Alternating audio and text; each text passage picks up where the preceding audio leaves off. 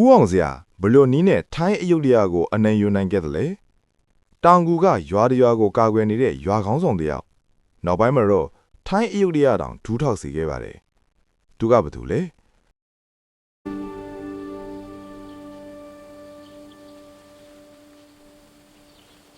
သူကတော့ဦးအောင်စရာပါပဲ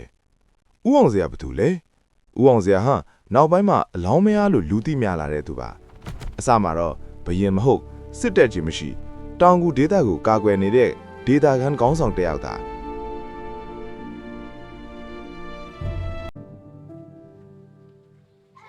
ဒါပေမဲ့စစ်ဗျူဟာလူစည်းရုံးနိုင်မှုအချိန်ကိုဖတ်နိုင်မှုအရန်ထူးခြားခဲ့ပါတယ်အဲ့ဒီခေတ်မှာမြန်မာနိုင်ငံဟာအင်းဝတ်ပြိုကွယ်ပြီးမွန်ဟန်ဒါဝဒီအင်ဟာကြီးနေတဲ့အချိန်မှာ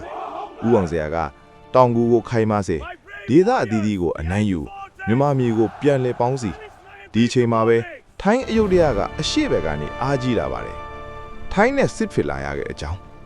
ထိုင်းယုဒ္ဓယဟာမြမအတွင်းငယ်မငင်သက်တာကိုအခွင့်ကောင်းယူနေဆက်ဒေသတွေကိုဝင်ရောက်နှိပ်စက်မွန်ဘက်ကိုထောက်ပံ့ဦးအောင်စရာကတော့စောင့်ရင်ရှုံးမယ်ဆိုတာသိပြီးကိုရိုင်းမဲထိုင်းဘက်ကိုစစ်စင်ရေးစင်တွေကိုဆုံးဖြတ်လိုက်ပါ My brave warriors, the time has come to fight for our homeland.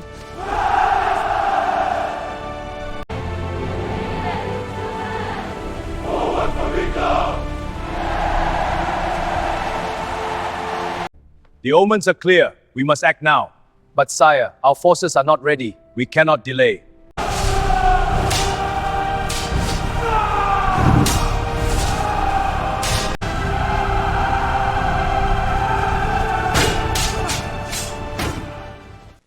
A နိုင်ရစေခဲ့တဲ့စစ်ဗျူဟာ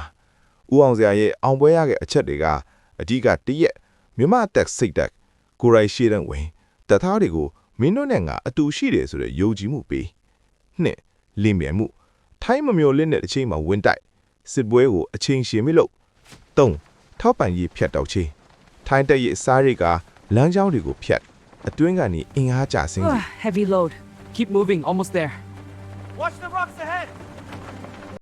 The eastern flank is vulnerable. We must reinforce it. Agreed, but the supply lines are stretched. Then we strike here. A dull move. The enemy is near. Advance! Yes, Commander. အဆုံးမှာတော့အယုဒ္ဓယဘုရင်ဘက်ကငင်းချမ်းရေးတောင်းဆိုရတဲ့အခြေအနေထိရောက်ခဲ့ပါတယ်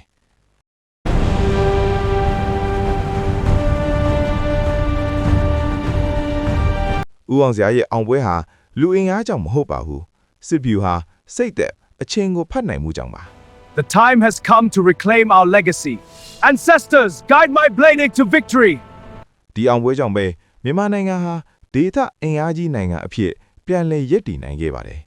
Amazing ပကံကျုပ်ကို subscribe လုပ်ပြီးမြန်မာသမိုင်းတွေကအောင်ပွဲနဲ့သူရဲကောင်းတွေကိုမလွတ်တမ်းကြည့်လိုက်ပါ